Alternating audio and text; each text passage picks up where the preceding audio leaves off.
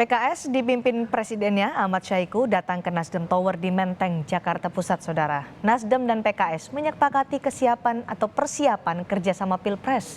Meski demikian, keduanya belum sampai pada koalisi. Pertemuan saat ini disebut lebih pada silaturahmi dan menyamakan visi menyambut Pilkada serentak 2024.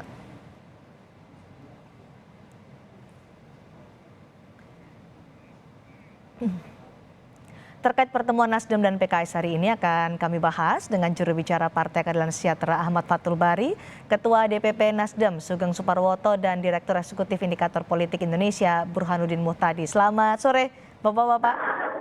Ya, selamat sore. Assalamualaikum. Waalaikumsalam warahmatullahi wabarakatuh. Pak Sugeng, baru selesai Rakernas sepertinya langsung gaspol nih Nasdem, penjajakan ke PKS. Kemarin juga ketemu dengan beberapa partai politik. Ini strateginya gimana sih, Pak Sugeng? Begini ya, ini adalah peristiwa komunikasi politik biasa menurut hemat kita. Memang momentumnya saja bahwa semua partai politik hari ini kan konsolidasi untuk tahun 2024, termasuk apa yang dilakukan Nasdem beberapa waktu lalu Rakernas dengan hasil-hasil Rakernas. Tetapi bahwa forum semacam ini tidak hanya hari ini saja, kan juga beberapa waktu lalu Nasdem berkunjung ke kantor PKS dan intinya adalah hari ini memang silaturahmi. Kita memang membahas masalah-masalah strategis. Saya kebetulan mendampingi langsung pertemuan itu.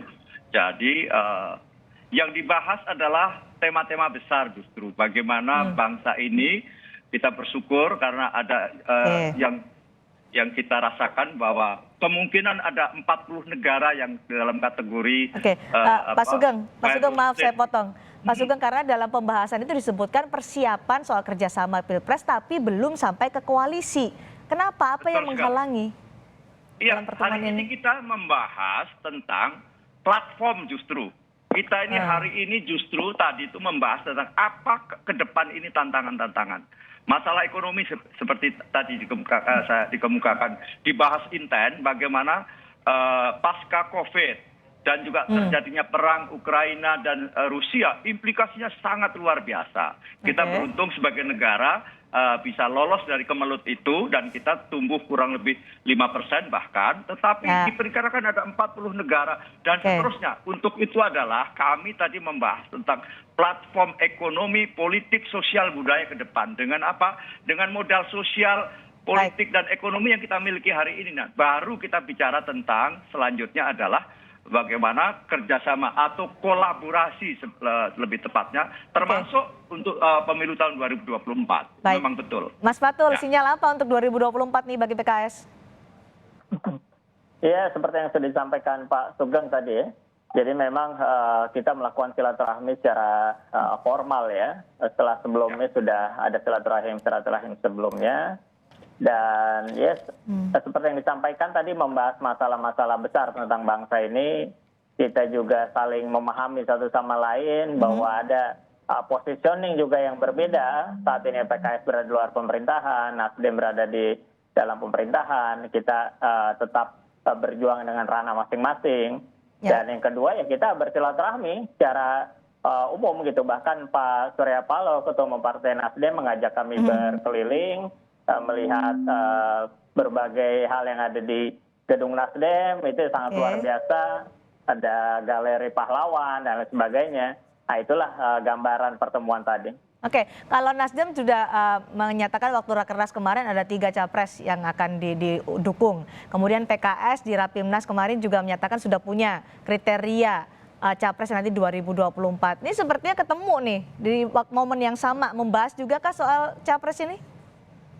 Mas Fathul? Ya, kalau melihat momen yang ada bisa jadi publik mempersepsikan itu ya. Tapi memang kita bahas ya tidak langsung berkaitan dengan hal tersebut. Kalau secara tidak langsung pasti semua partai politik itu dalam pertemuan ya pasti bahas hal politik.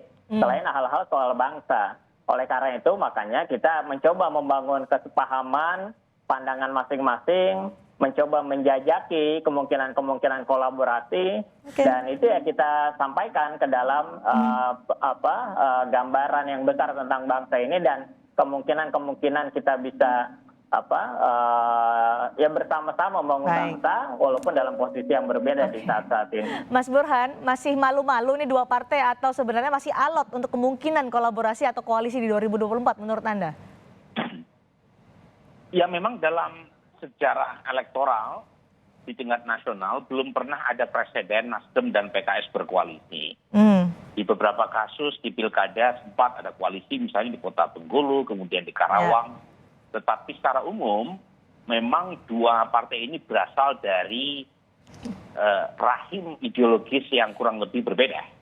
Jadi studi yang saya lakukan bersama Diego Fossati, Ed Aspinall, dan Yves Warburton itu menunjukkan bahwa Nasdem dan PKS itu sangat berbeda, terutama dari sisi peran agama dalam politik. Dan perbedaan itu bukan hanya di tingkat elit politik, tapi juga di basis masa mereka. Nah pertanyaannya adalah apa yang memungkinkan kedua partai ini bisa bersama di pelaminan 2024 nanti. Menurut saya yang paling memungkinkan keduanya bisa bersatu adalah calon presiden yang diusung. Calon presiden yang diusung, jadi yang menyatukan dua partai ini calon presiden. Betul, karena kalau dari sisi platform, itu platform antar partai tidak terlalu berbeda. Bahwa ada positioning Nasdem dan PKS, satu berada di dalam kekuasaan, yang lain ada di luar, itu tentu saja. Tetapi dari sisi platform, penolakan terhadap politik identitas, mencoba meminimalisir polarisasi, semua partai punya komitmen yang sama. Tetapi apa yang membuat satu partai dan partai lain bisa berkoalisi? Ya kesamaan capres dan cawapres. Nah pertanyaannya siapa capres yang bisa menyatukan kedua partai ini? Menurut Anda? Nah Nasdem punya 3 nama yang sudah dinominasikan. Anies, Ganjar, dan Andika. Nah dari sisi PKS lebih mudah karena preferensi elit maupun masanya itu jelas ke Anies Baswedan. Jadi yang bisa menyatukan kedua partai ini menurut saya ya Anies Baswedan.